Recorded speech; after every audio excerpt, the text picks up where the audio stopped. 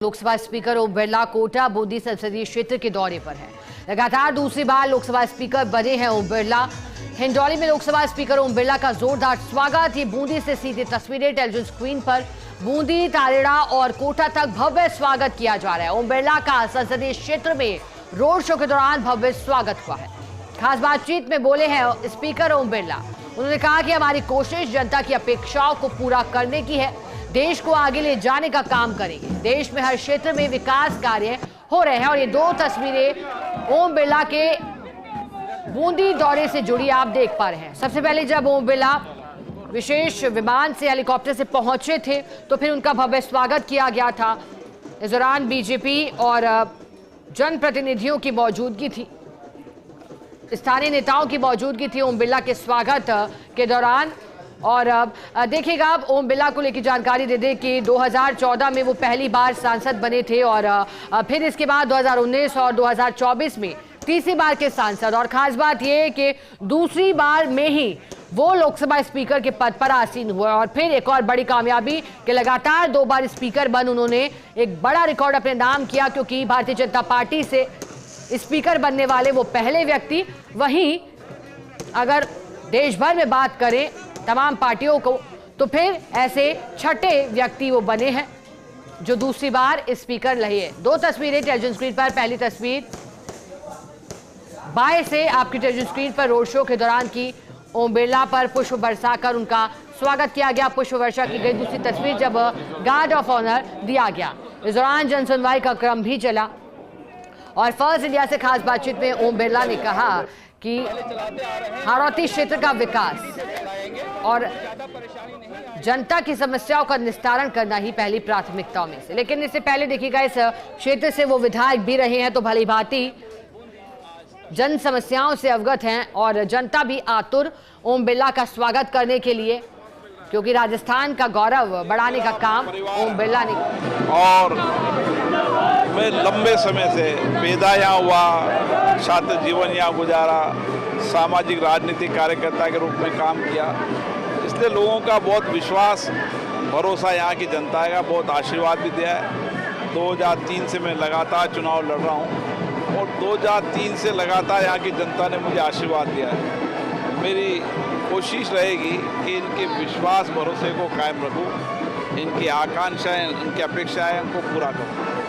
Sir, जो पहला आपका कार्यकाल रहा, उसके बाद जब आप लोकसभा के अध्यक्ष बने, दूसरा कार्यकाल जब रहा, तो दूसरे कार्यकाल में कोविड की चुनौती आ गई, इस वजह से इस क्षेत्र के विकास में थोड़ी गति दी गई। इस बार सर क्या रोड मैप है इस क्षेत्र के विकास के लिए? क्या रोड मैप आपका क्या लक्ष्य इस क्षेत्र के विकास के लिए? सर क्या रोड मैप रखा है? क्योंकि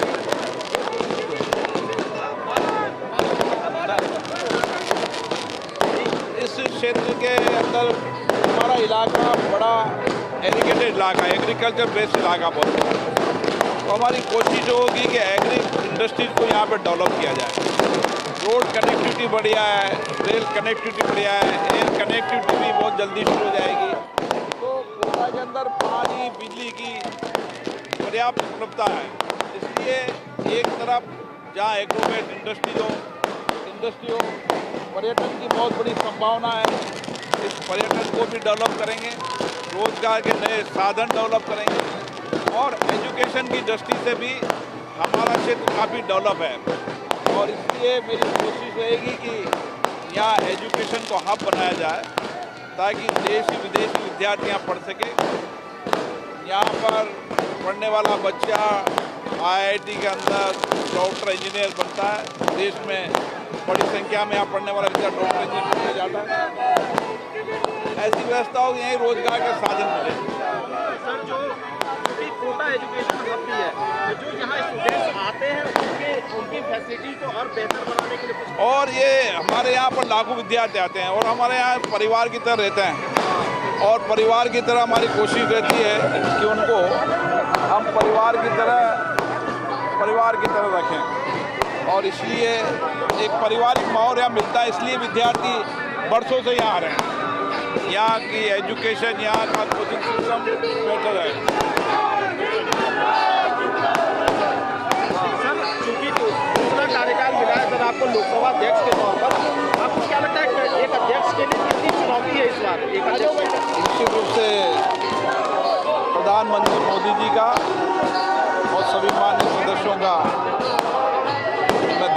करना चाहता हूँ कि उन्होंने मुझे दूसरे कार्यकाल के लिए जिम्मेदारी दी है।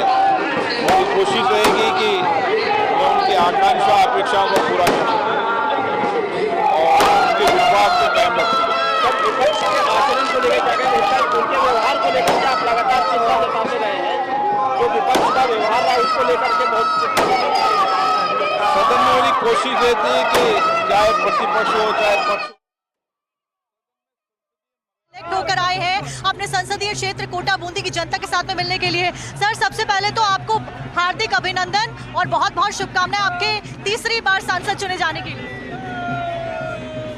मैं कोटा बूंदी संसदीय क्षेत्र की जनता का बहुत बहुत आभारी हूँ कि उन्होंने मुझे तीसरी बार संसद सदस्य रूप में चुनाव अवसर दिया। इतना सारा जनसैलाब, इतना उत्साह लोगों में देखकर कैसा लग रहा है? यहाँ की जनता का हमेशा प्यार स्नेह आशीर्वाद मुझे मिला है और मेरी कोशिश है कि जो विश्वास भरोसा उन्होंने व्यक्त किया उस भरोसे विश्वास को कायम रखूं। आप 2 बार से लगातार कई बड़े स्तर पर डेवलपमेंट्स करते आ रहे हैं, ऐसे में तीसरी बार के लिए क्या योजना लेकर आए हैं? तीसरी बार जो और अपेक्षाएं बची हुई है, आकांक्षा बची, उनको पूरी करेंगे और जो भरोसा विश्वास व्यक्त किया है उन्होंने उन भरोसे विश्वास को कायम रखेंगे। और क्या कुछ नया खास होने वाला है इस बार कोटा बूंदी? यहाँ की आशाएं हैं, आकांक्षा है, जो अपेक्षा है उन अपेक्षा आकांक्षाओं को पूरे करें। अच्छा, ये 20 साल के इतिहास में पहली बार हुआ जब दूसरी बार लोकसभा का स्पीकर दोबारा चुना गया, उसको कैसे देखते हैं? निश्चित रूप से माननीय प्रधानमंत्री जी ने जो विश्वास व्यक्त किया, भरोसा व्यक्त किया, सभी दलों के नेताओं ने जो भरोसा व्यक्त किया, विश्वास व्यक्त किया, उसके लिए मैं उनको धन्यवाद देता हूं और मेरी कोशिश रहेगी कि जो भरोसा व्यक्त किया है हम सब मिलकर सामूहिकता के साथ संसद के माध्यम से अच्छा, विपक्ष इस पर विकास के आयाम प्राप्त कर सकें, देश के आगे ले जा सकें। तो यहाँ चर्चा और अभिव्यक्ति से सहमति असहमति सबके विचारों के साथ मिलकर देश विकसित भारत के संकल्पों को पूरा कर सके। अच्छा, इस बार विपक्ष बहुत ज्यादा मजबूत है। 2019-2014 के मुकाबले विपक्ष की आवाज बहुत बुलंद है। जब आप सदन में होते हैं तो कितना बड़ा चैलेंज नजर आ रहा है विपक्ष इस बार, क्योंकि लगातार विपक्ष हंगामा कर रहा है सदन में? निश्चित रूप से प्रतिपक्ष मजबूत होगा, सकारात्मक चर्चा करेगा, अपनी सहमति व्यक्त करेगा, असहमति व्यक्त करेगा, अपने विचारों को व्यक्त करेगा, अपनी विचारधारा के आधार पर करेगा। लेकिन हम सबका एक ही मकसद है इस देश को आगे ले जाने का, देश को विकसित संकल्प भारत को बनाने का।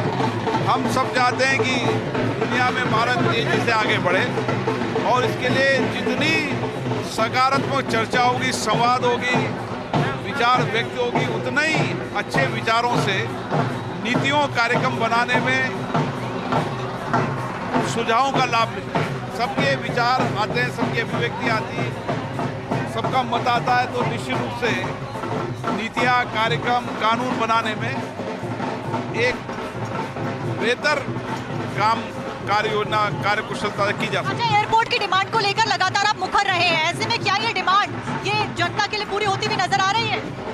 निश्चित रूप से राज्य मंत्रिमंडल ने ग्रीनफील्ड एयरपोर्ट की सैद्धांतिक स्वीकृति दे दी है। दिल्ली नागरिक उड्डयन मंत्री ने पहले सिद्धांत स्वीकृति दे चुके हैं और मोदी जी के नेतृत्व में ये ग्रीनफील्ड एयरपोर्ट बनेगा। अच्छा, आखिरी सवाल मेरा रहेगा, 2047 का लक्ष्य बीजेपी लेकर चल रही है। 2047 में कोटा बूंदी को आप कहाँ देखते हैं? 2047 में जब विकसित भारत है तो कोटा बूंदी में भी उस विकसित भारत में से एक क्षेत्र है और मेरी कोशिश रहेगी कि 2047 के विकसित भारत के सपने को पूरा करने के लिए कोटा संसदीय परिवार के सब लोग भी सामूहिकता से काम करें। चलिए, बहुत बहुत शुक्रिया आपका हमारे साथ में खास बातचीत करने के लिए। ओम बिरला ने बातचीत करी और कई सारी अहम बातें बताई।